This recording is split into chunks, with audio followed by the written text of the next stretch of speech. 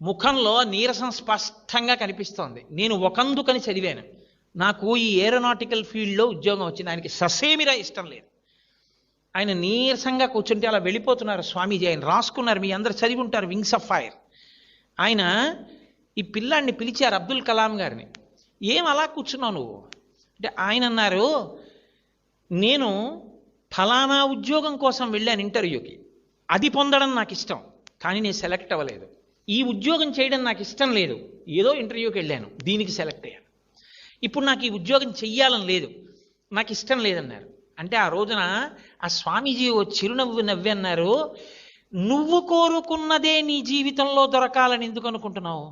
ఈశ్వరుడు నిన్ను ఏం చెయ్యాలనుకుంటున్నాడో అని ఆలోచించి ఈశ్వర నిర్ణయంగా దానికి ఎందుకు వెళ్ళలేకపోతున్నావు?